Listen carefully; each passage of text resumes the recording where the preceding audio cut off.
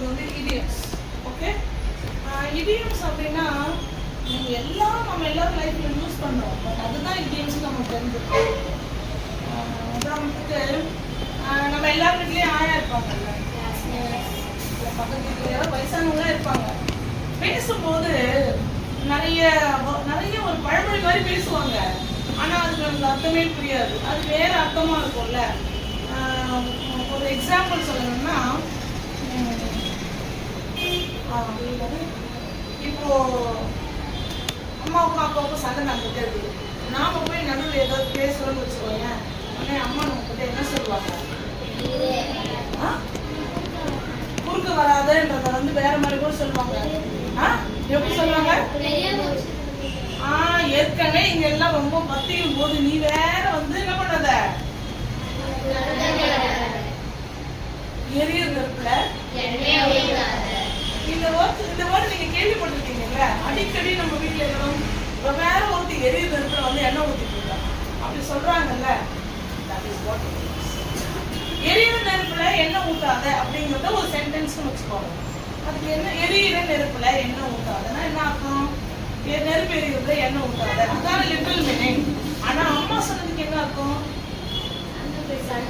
ஏற்கனவே இங்க சண்டை போட்டுட்டு இருக்கோம், இவ வேற வந்து அந்த சண்டை எண்ணம் அதிகப்படுத்தாத. ஓகேவா? அந்த வேர்ட்ஸ், அந்த சென்டென்ஸ்ல இருக்கிற ஒரு வேர்ட்ஸோட மீனிங் எடுத்து பார்த்தீங்கன்னா டிஃப்ரெண்டா இருக்கும். ஆனா அந்த சென்டென்ஸ் எந்த இடத்துல யூஸ் பண்றாங்களோ அதுக்கு நம்ம வேற ஒரு அர்த்தமா எடுத்துட்டு இருப்போம். ஓகேவா? So that is called idioms. ஓகேவா? So idioms அப்படின்னு சொன்னோம்னா it is a phrase. It is a phrase with a figurative meaning that is different from the literal words. ஓகேவா?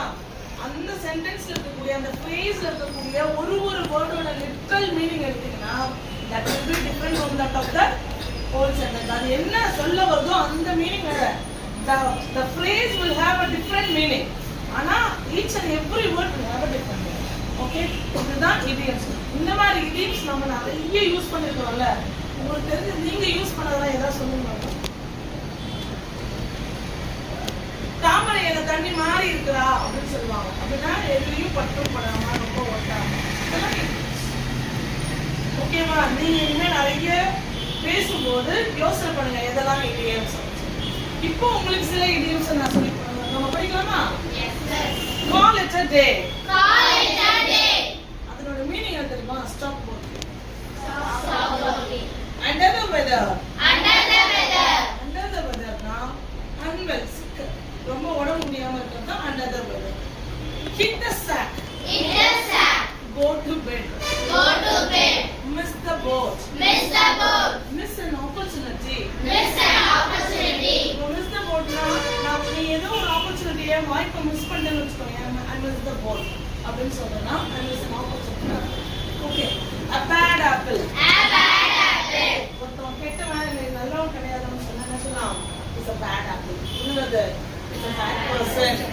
Bad apple னா அர்த்தம் a third wheel. That means unnecessary person. Okay, next one, get the ball rolling.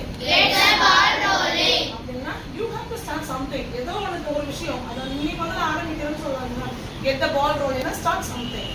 Get the ball rolling னா என்ன meaning? Start something. Okay, in hot water. In trouble.